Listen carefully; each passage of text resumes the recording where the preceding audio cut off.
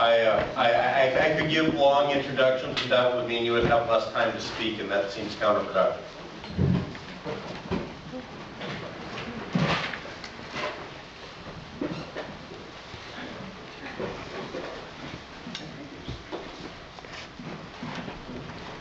Can everybody hear me? Why don't you do that? All right. So we have this tradition here at Walker Church, for all of you who don't normally go here.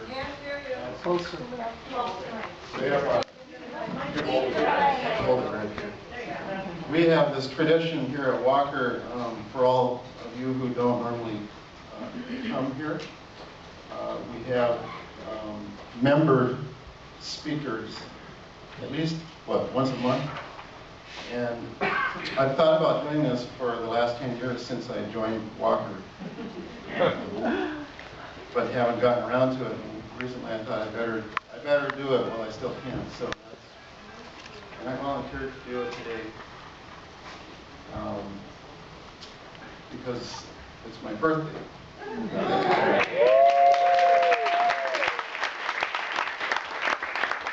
It's actually not my birthday today. It's my birthday tomorrow. But I'm celebrating it today because it's Sunday. I'll have to say when I arrived a little bit late, but when I walked in and to all the singing and saw all of you folks who aren't normally here, members here, all of you friends from many different communities here, I felt like I had already died and gone to heaven. And if this is what heaven is like, then I will not mind going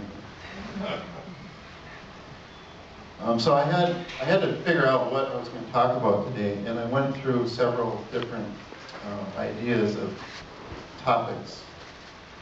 About a month ago, when I first started to think about this, I was inspired by my sister-in-law, Julie, who's here, Julie Bond, who's sitting right over on the other corner here. Julie, would you just wave your hand? Julie ran for state senate out in, what's the district out there, Julie? 39. It encompasses mainly Washington County, which is generally a fairly conservative district, and generally it means Republican. And Julie had served 2 terms as a state representative, but was running this time for state senate against Karen Housley, the Republican candidate. And I went to the debate before, a week or 2 before the election. And I'll never forget something that her opponent said during the debate. I think maybe she was trying to appease the Democrats in the crowd. She said, you know, I actually used to be a Democrat. I grew up a Democrat. And she said, but one time she was taking this survey that she found on the internet, and discovered that she was actually a Republican. So I got inspired. I decided I was gonna speak about how I became a Democrat. But when I actually sat down and started to think about what I wanted to say and to write something, I kept drifting toward other things. Mainly, I want to talk about my experience through the past year, through this journey through cancer. And I know a lot of you know that I have pancreatic cancer and have been aware through mainly probably my medical updates, which I send out about every 2 months, what's going on with me. But a lot of you don't know some of the more pleasant details of this experience I've been through in the past year. So that's what I've gravitated toward wanting to talk about today. And so I actually wrote the speech, which I think I'm going to stick to because I'm not that great of an explaining speakers. I'll just stick to the sermon. I got to raise.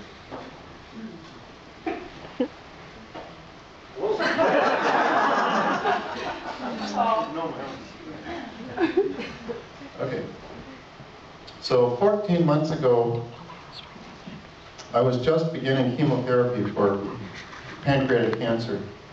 12 months ago, I celebrated my 58th birthday at Walker Church.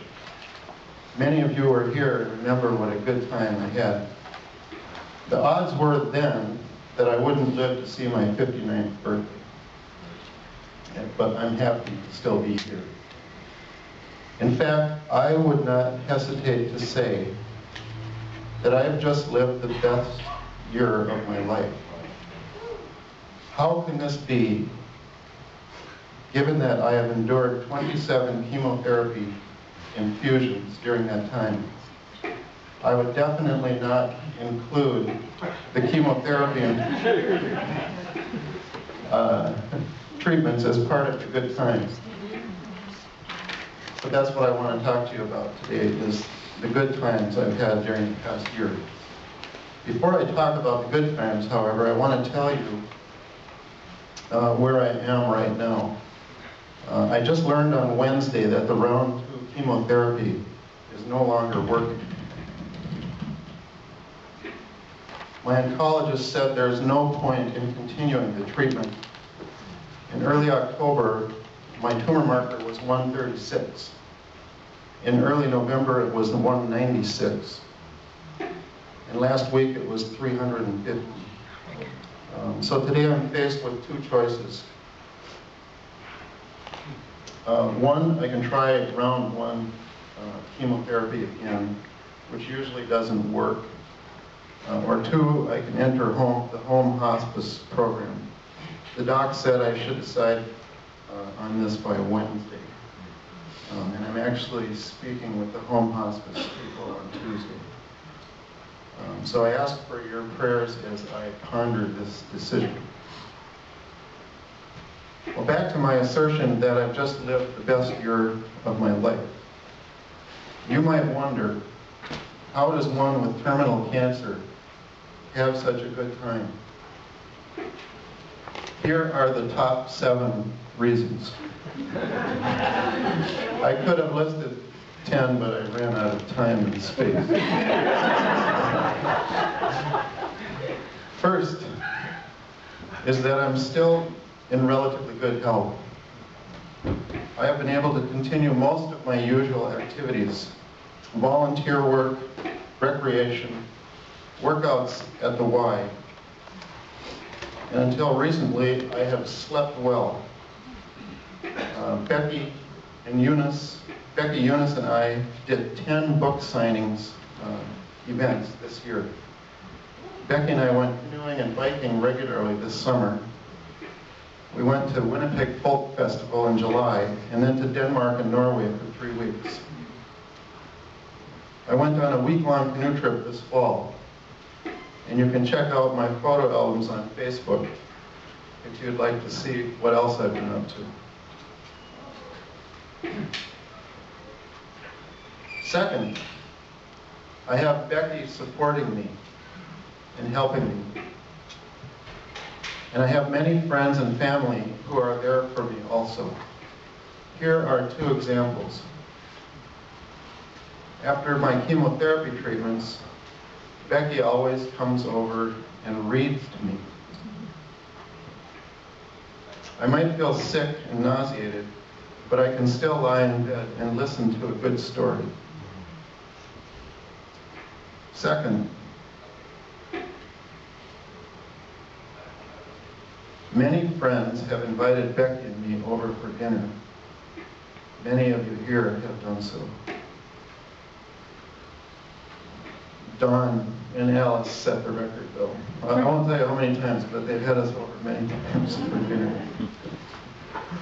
And this is a great joy for me. And I apologize to all those who have had us over for dinner. if we haven't reciprocated and invited you back. I think because I'm busy surviving and living the last year, what probably is the last year of my life, I just don't have the energy to have everybody back for dinner. I'm sorry about that. But you can come today to my birthday party, although you might have to bring potluck dish. I am having some food catered too. And before I forget, I want to invite any of you musicians who would like to bring your instrument, that we might possibly do some music jamming. And I do also have someone playing piano, so I think there'll be no shortage of music and singing. Ernie, is that a definitive statement that the party will not be postponed because of the snow? Yes. Yeah, I'm planning on having it. Because, see, Epworth is only 4 blocks from my house, so I can always ski. So maybe it'll be a smaller party than I thought it would be, but there'll be plenty of people there. There will be a quorum for a party. Okay, so the third reason I've had a good year is that I do not fear the outcome of the current predicament I'm in. In fact, I rarely ever think about it, and that's not because I'm in denial. I'm fully aware of the inevitable conclusion. The thought of dying does not trouble me, or the fact that a tumor is slowly strangling my pancreas. How many of you know where your pancreas is and what it does? Well, so few of you do. Well, for those who don't know, your pancreas is approximately the shape and size of my hand as I'm holding it, and it's approximately right where I'm holding my hand, only it's behind the stomach, between the stomach and the spine. And I have, actually the doctor doesn't like to talk to me about what the tumor looks like and how big it is. I ask that question a lot, and he's usually pretty vague about it. I think he doesn't want to scare me. But anyway, it's growing, the tumor is growing around my celiac nerve, which is causing a lot of pain, especially at night when I lie down. It pinches the nerve, and so last night was a 4 Vicodin night, like a 4 dog night. So that's my fallback is the Vicodin, and I thank God for Vicodin because I wouldn't get any sleep at all if it weren't for the painkiller. Oh, and I was also going to tell what the pancreas does. So the pancreas manufactures not only insulin, but also digestive enzymes that allow you to absorb the nutrients in the food. So you cannot survive without a pancreas. Each year, 44,000 Americans are diagnosed with pancreatic cancer, and 38,000 will die from it. There usually are no symptoms until the cancer has spread, and then it is one of the most difficult cancers to treat. The lucky few who survive are ones who discover it early when it is confined to the pancreas.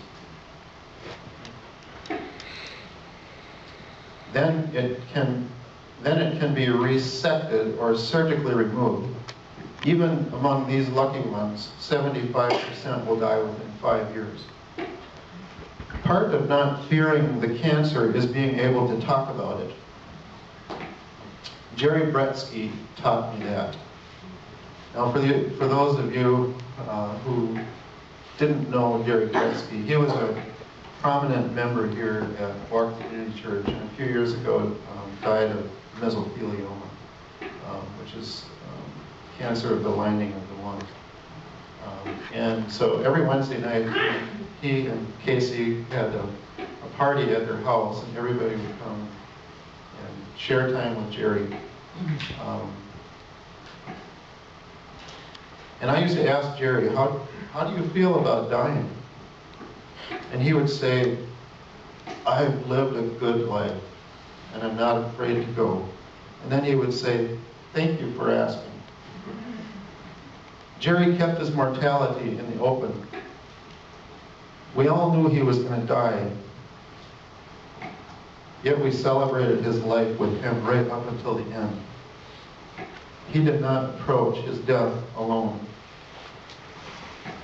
Another friend of mine died of prostate cancer a few years ago. I noticed that he never spoke of the possibility of dying, and neither did his friends. Everyone kind of pretended that he was going to get well, even when his decline became obvious and his death imminent. I went to visit him in hospice at Methodist Hospital the week before he died. About a dozen of his friends were there that evening, and still the talk was about when Jimmy was going to get well.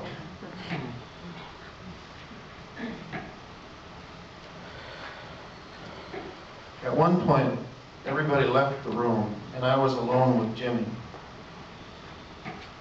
I looked him in the eye and asked him, how do you feel about dying?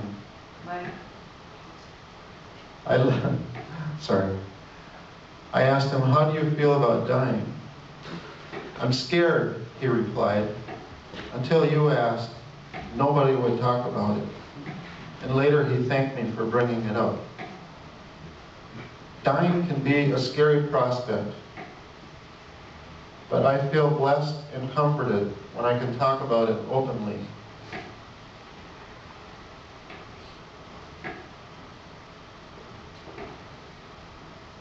I'd rather not face it alone. The same goes for chemotherapy. Last year, when people began asking what they could do to help, I asked for rides to treatment and for company during the 5-hour infusions.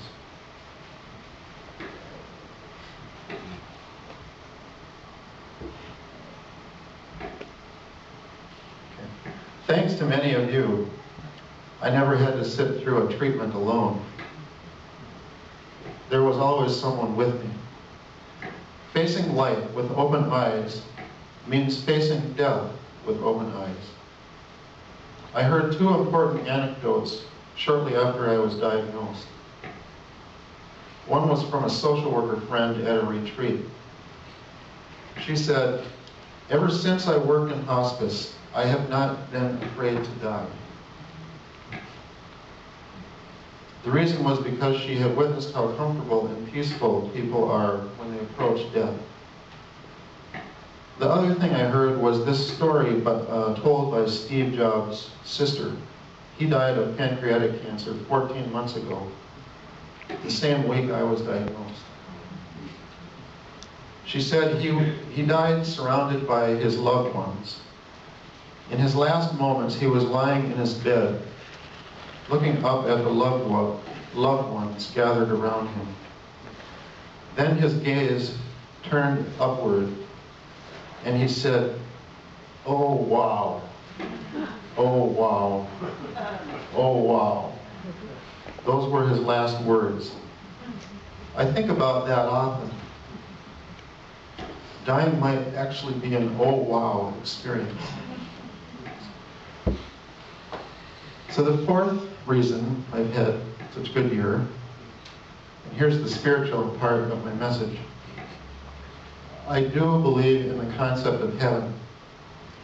I don't believe that anyone actually knows what it's like, not even my fundamentalist relatives.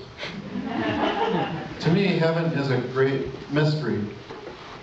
I trust that it will be wonderful, and that somehow I will be reunited with my departed friends and relatives.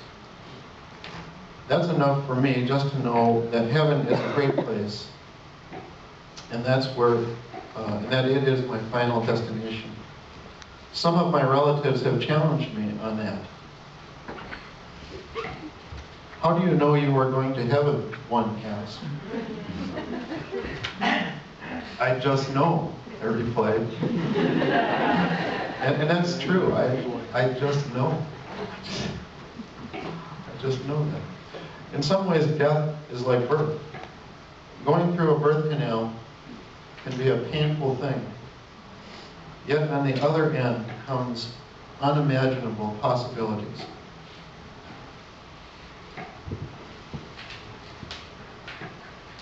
The fifth reason I've had such a good year is that, like Jerry Bretsky, I have lived a really good life. I'm active in many communities and have a lot of friends. I was able to retire 12 years ago, although I will miss the Social Security vote unless I live 3.5 more years. Wish me luck on that one. I published a book earlier this year. I went back to school as an older adult and got a master's degree in social work. I built a cabin in northern Wisconsin, a ½ mile from the nearest road. And if you want to see how I accomplished that, you can go on my Facebook page and look at my album on how to build a cabin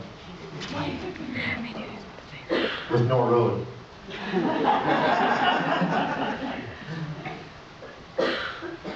I never had any of my own children, but I have 17 nieces and nephews, all of whom I took camping, some of them many times. I have traveled all over North America and Europe. In 1987, I canoed from Lake Superior to James Bay in 21 days. And I have 2 witnesses here to there's 2 guys over in the corner who went with me. There were 8 of us on that trip. And I could go on and on. So as you see, I'm happy with my life and my accomplishments, which makes a big difference in the end. To know that I have developed my gifts and put them to good use. I did the best I could. The 6th reason I've had such a good year, and the most important thing I've done in life, is to value friends and family rather than material things. Add up the number of social events you attend in a year. Include family gatherings, birthday parties, potluck parties, parties of any kind, meetings with friends, meetings with groups, camping trips, retreats, and volunteer work. Add to that the number of friends and family members with whom you are close. Now divide that by the number of homes and vehicles you possess. The higher the quotient, the happier you will be.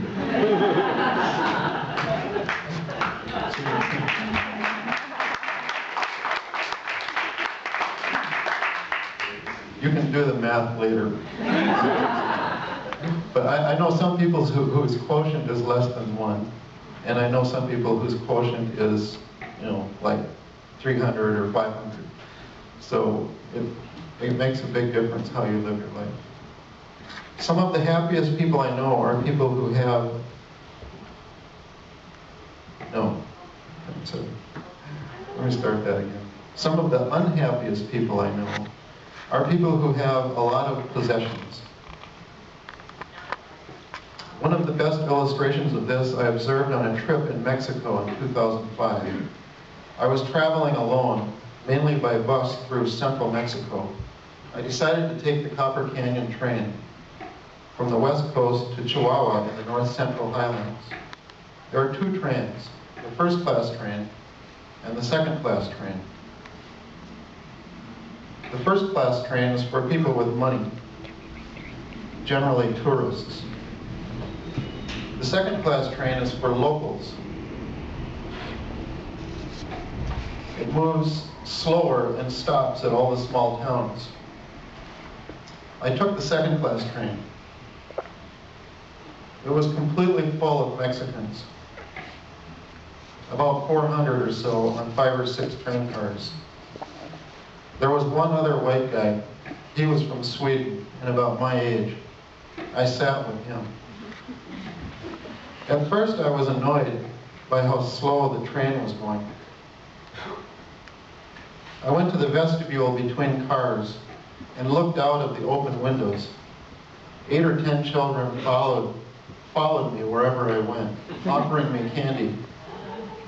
I think they thought I was a celebrity. Pretty soon some of the adults warmed up too, the ones who knew English, and came to ask me where I was from. Everyone on the train seemed to be talking and smiling and having a good time. It was like a big party. The train stopped at small towns. People got on and off. In the middle of nowhere, the train pulled onto a sidetrack and stopped.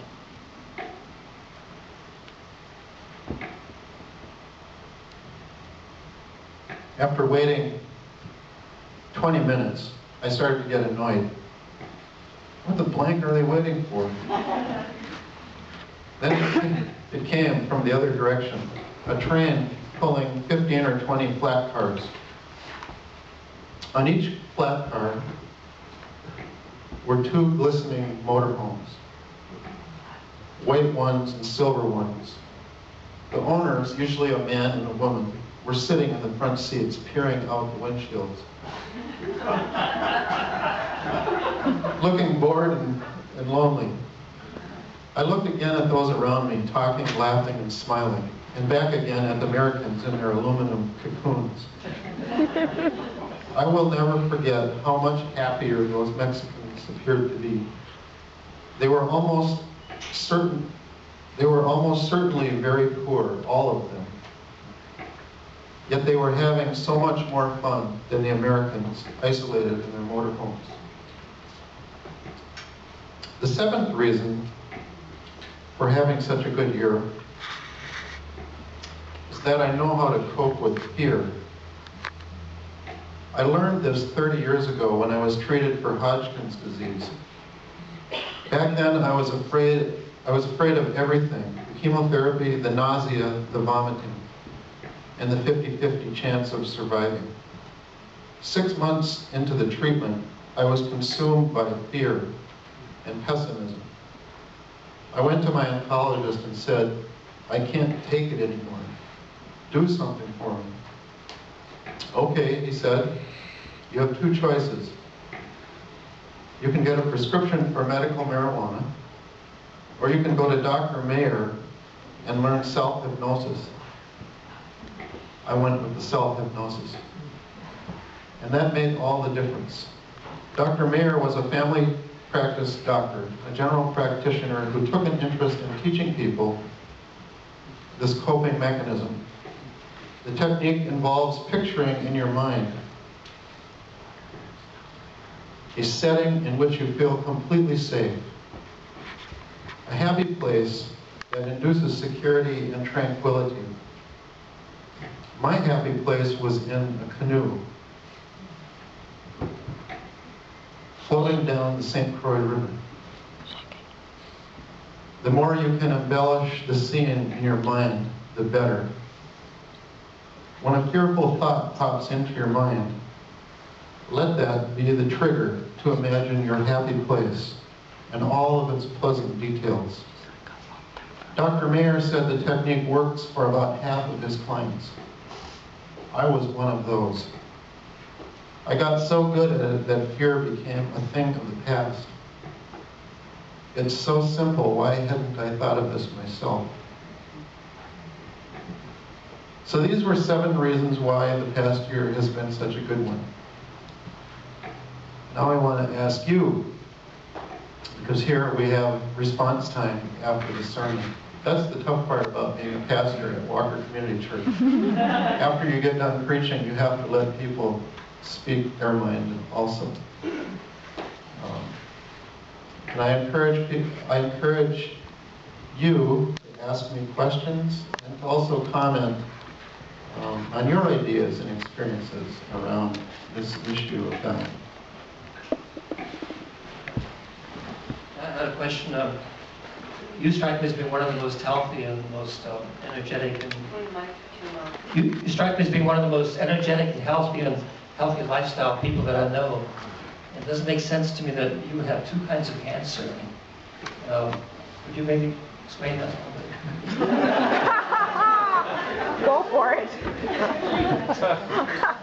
I can't explain it. Sorry. Because I live a pretty clean life. I grew up on a farm,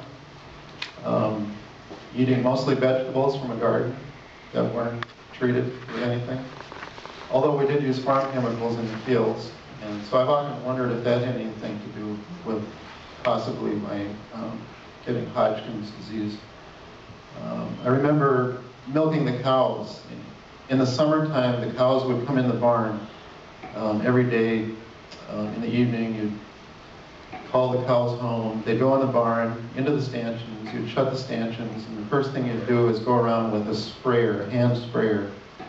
And with God knows what was inside that thing, but whatever it was killed the flies that were on the cows. Otherwise, the cows would come in, they'd just be covered with flies. And there was no ventilation in our barn, so and we didn't wear respirators, so we were going around with this toxic garbage, spraying it on the cows.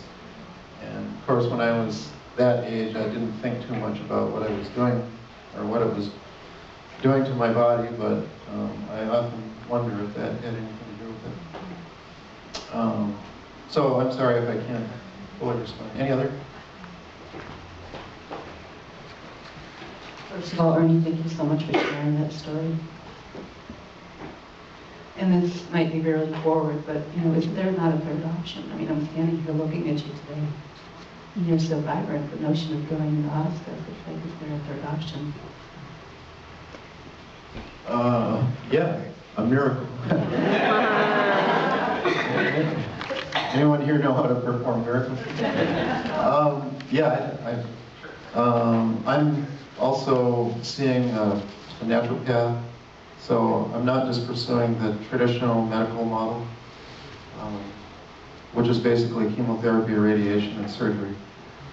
So there are a lot of other things you can do to improve your chances with cancer, and to also prevent cancer if you don't have it. So I encourage all of you to see a naturopath sometime soon. Any other comments or questions? Over here, Jim.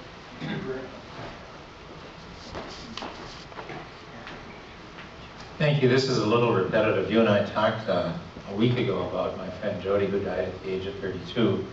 And I went to her funeral this week, and they brought up something there that you really resonated with today, and that is that she said to her family as she was dying, I am dying after 32 good years. I'd rather have a short, happy life than to be miserable for a long time. And I think you and Jody and Jerry are a demonstration of the fact that it's not how long you live, but it's what you do with your life that's very important. Thank you for telling us.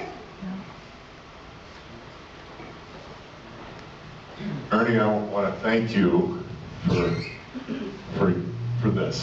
doing this for us. So you're every bit the wise person as Jerry Bretsky, and one of our foremothers, founders here, Diane Peterson, who had breast cancer, and she was asked once how she was, and she says, "Well, I'm dying of cancer."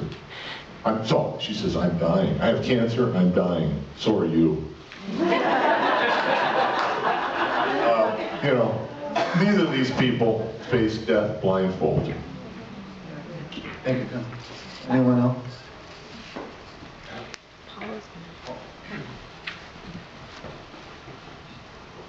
Well, one question you don't have the answer to, and that's, what do you do about fear if you're not in the 50% of Dr. Mayer's group that can use that wonderful technique, which I kind of think I'm not. But anyway, I do want to get more clues about what to do with fear, because we'll all be facing that.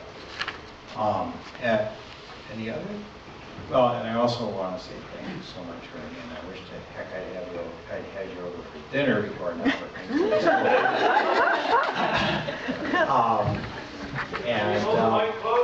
Oh, sorry. Yep, thanks. So just told Ernie I wished I'd had him over for dinner before now, but anyway, well, this was last year. And the other thing is just to ask you about being asked about how you feel about dying. It seems like a brilliant idea, but I'm just wondering, that probably not something everybody who's dying is up for hearing. There's some people who, like Jimmy might not have been up for hearing that, or he was, as it turned out in your story. So do you have any thoughts about that? I mean, but I think mostly I just want to thank you for telling us about that, because it's like exactly what I think is needed a lot more in basic death is support to look at it. So. Yeah, I think one has to exercise caution whenever you, discuss death with a person who's done. So I think there's a time and a place, and that I don't think like a public forum is a good place to ask someone that question. But in private, I think it could be really therapeutic. Ernie? You can take Pat's question, then Walker second. Okay.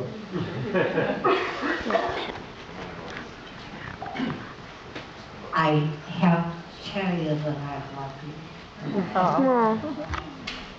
And I thank you for your example of how to live your life physically, because I was a physical education teacher. And I just think it's good to keep physical. And the other thing is, I've learned a lot from you intellectually, spiritually, emotionally, all of those things you've added to my life.